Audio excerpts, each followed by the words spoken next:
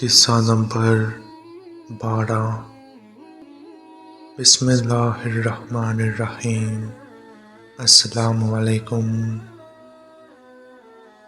معاہدہ حدیبیہ کی تحریر لکھنا۔ یکم ذی الحجہ 9 ہجری میں حضور نبی کریم صلی اللہ علیہ وآلہ وسلم 1500 صحابہ کرام رضی اللہ عنہم کے ہمراہ مدینہ منورہ سے عمرہ کی نیت سے مکہ مکرمہ روانہ ہوئے۔ حضور نبی کریم صلی اللہ علیہ وآلہ وسلم اپنی اونٹنی پر سوار تھے جو کہ حدیبیہ کے مقام پر جا کر بیٹھ گئی۔ حدیبیہ گاؤں مکہ مکرمہ سے 12 میل کے فاصلہ پر جانب مغرب واقع ہے۔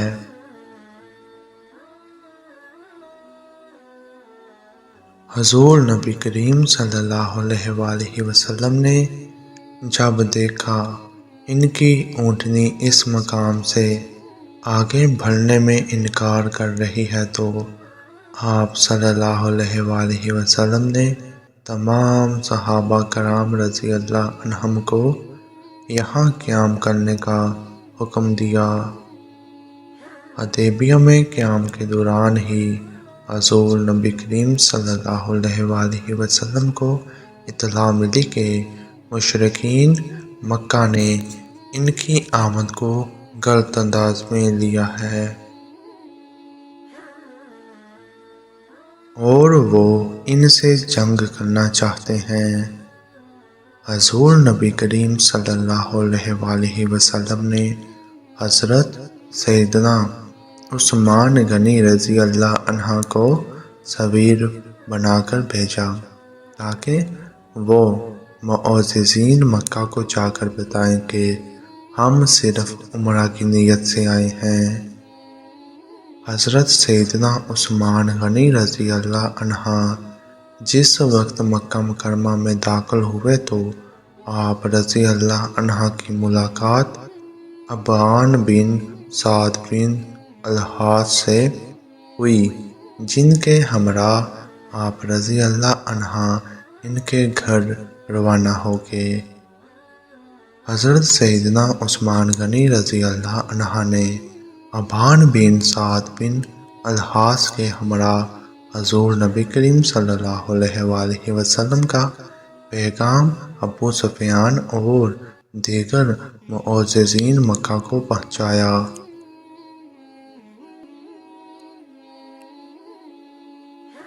حضرت سیدنا عثمان غنی رضی اللہ عنہ کے اس پیغام کے جواب میں انہوں نے آپ رضی اللہ عنہ سے کہا کہ ہم تمہیں بیت اللہ شریف کے طواف کی اجازت دیتے ہیں، لیکن حضور نبی کریم صلی اللہ علیہ وآلہ وسلم اور دیگر لشکر اسلام کو اس بات کی اجازت نہیں دیں گے۔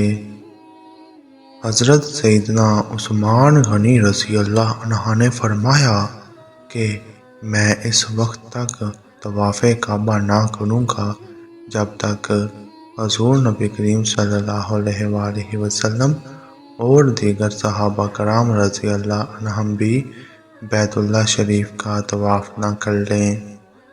حضرت سیدنا عثمان غنی رضی اللہ عنہ کے اس انکار کے بعد معززین مکہ نے آپ رضی اللہ عنہ کو اپنے پاس روک دیا، جس کے بعد لشکر اسلام میں یہ افواہ پھیل گئی کہ حضرت سیدنا عثمان غنی رضی اللہ عنہ کو شہید کر دیا گیا ہے۔ حضور نبی کریم صلی اللہ علیہ وآلہ وسلم کو جب حضرت سیدنا عثمان غنی رضی اللہ عنہ کی شہادت کے بارے میں پتہ چلا تو آپ صلی اللہ علیہ وآلہ وسلم نے تمام صحابہ کرام رضی اللہ عنہم کو اکٹھا کیا اور ایک درخت کے نیچے بیٹھ گئے۔ حضور نبی کریم صلی اللہ علیہ وآلہ وسلم نے تمام صحابہ کرام رضی اللہ عنہم سے اس بات پر بیعت کی کہ جب تک ہم حضرت سیدنا عثمان غنی رضی اللہ عنہ کی شہادت کا بدلہ نہیں لے لیتے تب تک ہم میدان جنگ سے راہ فرار اختیار نہ کریں گے، خواہ ہماری جانیں ہی کیوں نہ چلی جائیں۔ اس بیعت میں حضور نبی کریم صلی اللہ علیہ وآلہ وسلم نے اپنا بایاں ہاتھ حضرت سیدنا عثمان غنی رضی اللہ عنہ کی طرف سے بیعت کے لیے پیش کیا۔ صحابہ کرام رضی اللہ عنہم کی حضور نبی کریم صلی اللہ علیہ وآلہ وسلم کے دست حق پر اس بیعت کو بیعت رضوان کے نام سے یاد کیا جاتا ہے۔ اس موقع پر ارشاد باری تعالیٰ ہوا، اے پیغمبر، جو لوگ تم سے بیعت کر رہے تھے وہ حقیقت میں اللہ سے بیعت کر رہے تھے اور ان کا ہاتھ اللہ کے ہاتھ میں تھا، بس جس نے اس عہد کو توڑا اس نے عہد شکنی کی اور اس پر اس کا وبار عنقریب پڑے گا، اور جس نے اس عہد کو پورا کیا اس نے اللہ کے ساتھ کیا گیا وعدہ پورا کیا، بس عنقریب اللہ اس کو اجر عظیم عطا فرمائیں گے۔ جب معتزین مکہ کو اس بیعت کی خبر ہوئی تو وہ پریشان ہو گئے۔ انہوں نے حضرت سیدنا عثمان غنی رضی اللہ عنہ کو واپس بھیجا دیا اور ساتھ ہی صلح کے لیے ایک وفد سہیل بن عمرو کی قیادت میں حضور نبی کریم صلی اللہ علیہ وآلہ وسلم کی خدمت میں بھیج دیا۔ سہیل بن عمرو نے حضور نبی کریم صلی اللہ علیہ وآلہ وسلم سے بات چیت شروع کی اور جب مذاکرات کامیاب ہو گئے تو حضور نبی کریم صلی اللہ علیہ وآلہ وسلم نے حضرت اویس بن خلد انصاری رضی اللہ عنہ کو حکم دیا وہ معاہدہ تحریر کریں۔ سہیل بن عمرو نے اس پر اعتراض کرتے ہوئے کہا کہ اس معاہدہ کو یا تو حضرت سیدنا علی المرتضیٰ رضی اللہ عنہ تحریر فرمائیں گے یا حضرت عثمان غنی رضی اللہ عنہ۔ حضور نبی کریم صلی اللہ علیہ وآلہ وسلم نے حضرت سیدنا علی المرتضیٰ رضی اللہ عنہ کو حکم دیا وہ معاہدہ تحریر فرمائیں۔ آپ رضی اللہ عنہ نے لکھا، بسم اللہ الرحمن الرحیم۔ سہیل بن عمرو نے اعتراض کیا کہ ہم رحمان کو نہیں جانتے، اس لیے تم لکھو۔ حضرت سیدنا علی المرتضیٰ رضی اللہ عنہ نے حضور نبی کریم صلی اللہ علیہ وآلہ وسلم کی جانب دیکھا تو حضور نبی کریم صلی اللہ علیہ وآلہ وسلم نے فرمایا کہ تم لکھ دو۔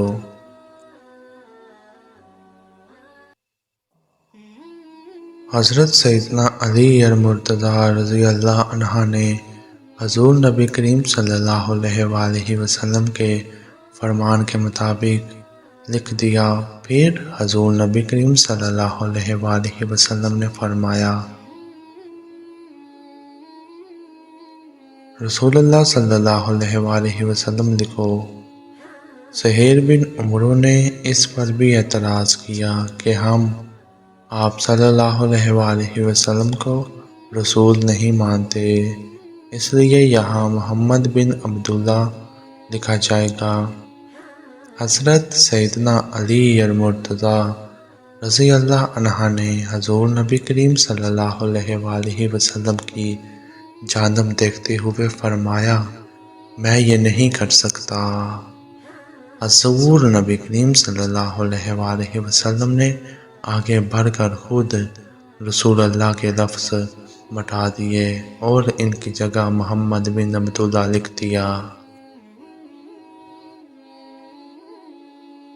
اور آپ صلی اللہ علیہ وآلہ وسلم نے جب لکھ دیا اور آپ رضی اللہ عنہ سے فرمایا، میں محمد رسول اللہ صلی اللہ علیہ وآلہ وسلم ہوں اور محمد بن عبداللہ بھی ہوں۔